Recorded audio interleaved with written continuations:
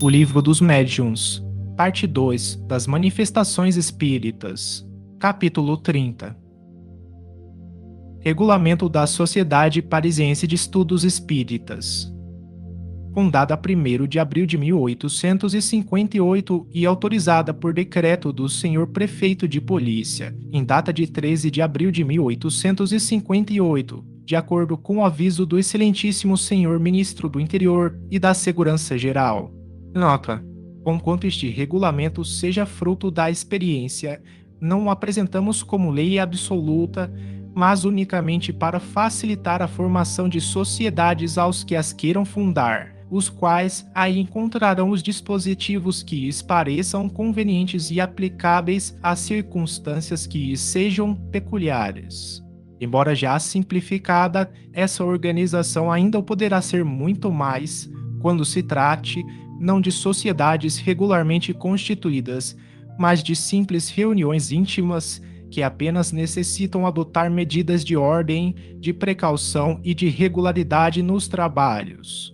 Apresentamo-lo, igualmente, para o governo dos que desejam manter relações com a sociedade parisiense, quer como correspondentes, quer a título de membros da sociedade.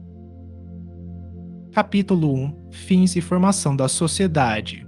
Artigo 1º. A sociedade tem por objeto o estudo de todos os fenômenos relativos às manifestações espíritas e suas aplicações às ciências morais, físicas, históricas e psicológicas. São defesas nelas questões políticas de controvérsia religiosa e de economia social. Toma por título Sociedade Parisiense de Estudos Espíritas. Artigo 2º. A sociedade se compõe de sócios titulados, de associados livres e de sócios correspondentes.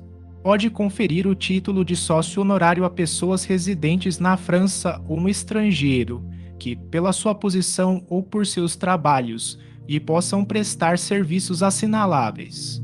Os sócios honorários são todos os anos submetidos à reeleição. Artigo 3º. A sociedade não admitirá senão as pessoas que simpatizem com seus princípios e com o objetivo de seus trabalhos, as que já se achem iniciadas nos princípios fundamentais da ciência espírita ou que estejam seriamente animadas do desejo de nesta se instruírem. Em consequência, exclui todo aquele que possa trazer elementos de perturbação às suas reuniões, seja por espírito de hostilidade e de oposição sistemática, seja por qualquer outra causa, e fazer, assim, que se perca o tempo em discussões inúteis. A todos os seus associados cofe o dever de recíproca benevolência e bom proceder, cumprindo-lhes, em todas as circunstâncias, colocar o bem geral acima das questões pessoais e de amor próprio. Artigo 4º. Para ser admitido como associado livre, deve o candidato dirigir ao presidente um pedido por escrito, apostilado por 2 sócios titulares, que se tornam fiadores das intenções do postulante. O pedido deve informar sumariamente, primeiro, se o requerente já possui alguns conhecimentos do espiritismo, segundo, o estado de sua convicção sobre os pontos fundamentais da ciência, terceiro, o compromisso de se sujeitar em tudo ao regulamento. O pedido será submetido à comissão de que fala o artigo 11º, que o examinará e proporá, se julgar conveniente, a admissão, o adiamento ou indeferimento. O adiamento é de rigor, com relação a todo candidato que ainda nenhum conhecimento possua da ciência espírita e que não simpatize com os princípios da sociedade. Os associados livres têm o direito de assistir às sessões, de tomar parte nos trabalhos e nas discussões que tenham por objeto o estudo, mas, em caso algum, terão voto deliberativo no que diga respeito aos negócios da sociedade.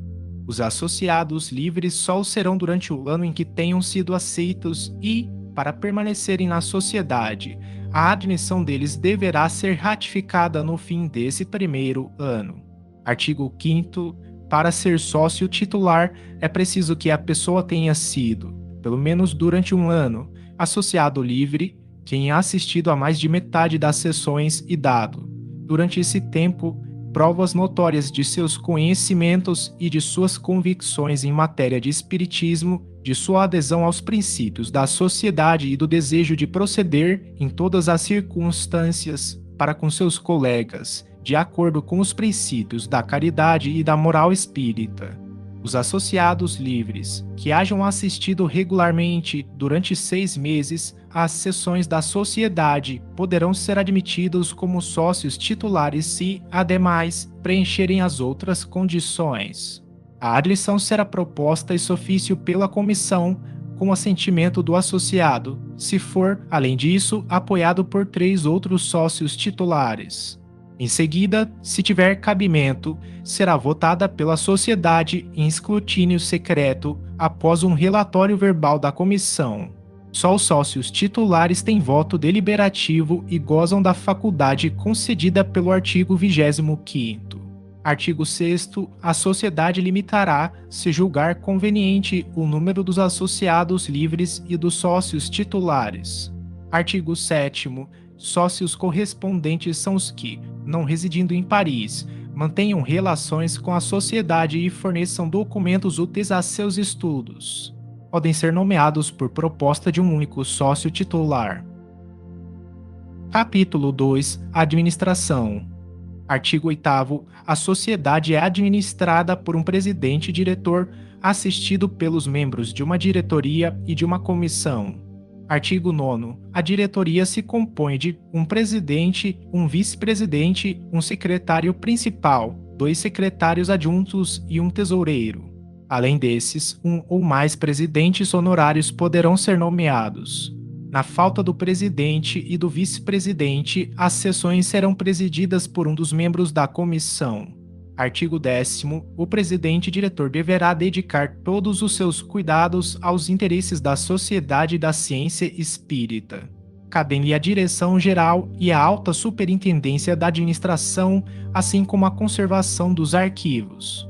O presidente é nomeado por 3 anos e os outros membros da diretoria por 1 ano, indefinidamente reelegíveis. Artigo 11º. A comissão se compõe dos membros da diretoria e de 5 outros sócios titulares, escolhidos de preferência entre os que tiverem dado concurso ativo aos trabalhos da sociedade, prestado serviços à causa do espiritismo ou demonstrado possuir ânimo benevolente e conciliador. Estes 5 membros são, como os da diretoria, eleitos por 1 ano e reelegíveis. A comissão é, de direito, presidida pelo presidente e diretor, ou, em falta deste, pelo vice-presidente ou por aquele de seus outros membros que para esse efeito seja designado. A comissão tem a seu cargo o exame prévio de todas as questões e proposições administrativas e outras que hajam de ser submetidas à sociedade, a fiscalização das receitas e despesas desta e as contas do tesoureiro, a autorização das despesas ordinárias e a adoção de todas as medidas de ordem que julgue necessárias. Compete-lhe, além disso, examinar os trabalhos e assuntos de estudo propostos pelos diversos sócios, formulá-los ela própria a seu turno e determinar a ordem das sessões de acordo com o presidente. O presidente poderá sempre opor-se a que certos assuntos sejam tratados e postos na ordem do dia, cabendo-lhe recorrer da sua decisão para a sociedade, que resolverá afinal. A comissão se reunirá regularmente antes das sessões para exame dos casos ocorrentes e, também, sempre que julgar conveniente. Os membros da diretoria e da comissão que, sem participação, se ausentem por 3 meses consecutivos, são tidos como renunciantes às suas funções, cumprindo providenciar-se para a substituição deles. Artigo 12º. As decisões, quer da sociedade, quer da comissão, serão tomadas por maioria absoluta de votos dos membros presentes. Em caso de empate, preponderará o voto do presidente. A comissão poderá deliberar quando estiverem presentes 4 de seus membros. O escrutínio secreto será obrigatório, se o reclamarem 5 membros. Artigo 13º. de 3 em 3 meses, 6 sócios, escolhidos entre os titulares e os associados livres, serão designados para desempenhar as funções de comissários. Os comissários são encarregados de velar pela boa ordem e regularidade das sessões e de verificar o direito de entrada de toda pessoa que se apresenta para elas assistir. Para esse efeito, os sócios designados se entenderão de maneira que um deles esteja presente à abertura das sessões. Artigo 14º. O ano social começa 1º de abril. As nomeações para a diretoria e para a comissão se farão na primeira sessão do mês de maio. Os membros de uma e outra em exercício continuarão nas suas funções até essa época. Artigo 15º. Para se proverem as despesas da sociedade, os titulares pagarão uma cota anual de 24 francos e os associados livres a de 20 francos. Os sócios titulares, ao serem admitidos, pagarão, além disso, de uma vez, como joia de entrada, 10 francos. A cota é paga integralmente por ano corrente. Os que forem admitidos só terão que pagar, do ano em que se der a admissão, os trimestres ainda não decorridos, incluído o em que essa admissão se verificar. Quando marido e mulher forem aceitos como associados livres ou titulares, só uma cota e meia será exigida pelos dois. Cada 6 meses, a 1º de abril e 1º de outubro, o tesoureiro prestará à comissão contas do emprego e da situação dos fundos. Pagas as despesas ordinárias de alugueres e outras obrigatórias. Se houver saldo, a sociedade determinará o emprego a dar-se. Artigo 16º. A todos os admitidos, associados livres ou titulares, se conferirá um cartão de admissão, comprovando-lhe a categoria. Esse cartão fica com o tesoureiro, de cujo poder o novo sócio poderá retirá-lo, pagando a sua cota e a joia de entrada. Ele não poderá assistir às sessões senão depois de haver retirado o seu cartão. Não tendo feito até um mês depois da sua admissão, será considerado demissionário. Será igualmente considerado demissionário todo sócio que não houver pago sua cota anual no primeiro mês da renovação do ano social, desde que fique sem resultado um aviso que o tesoureiro lhe enviará. Capítulo 3 das sessões.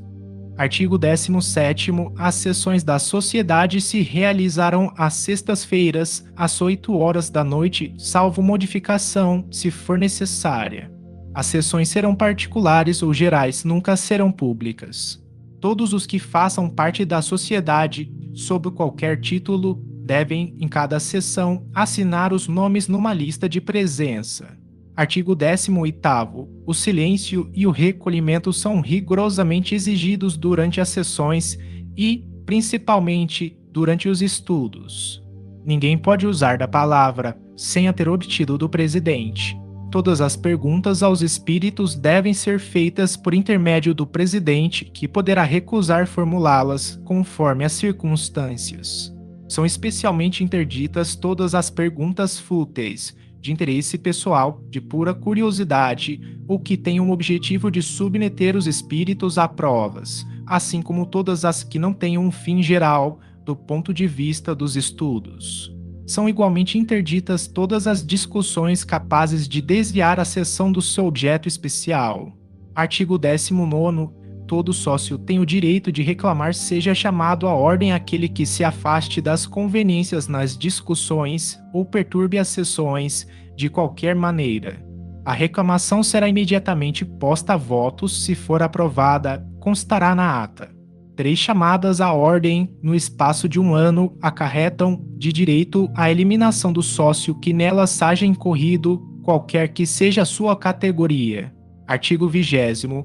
Nenhuma comunicação espírita obtida fora da sociedade pode ser lida antes de submetida, seja ao presidente, seja à comissão, que podem admitir ou recusar a leitura.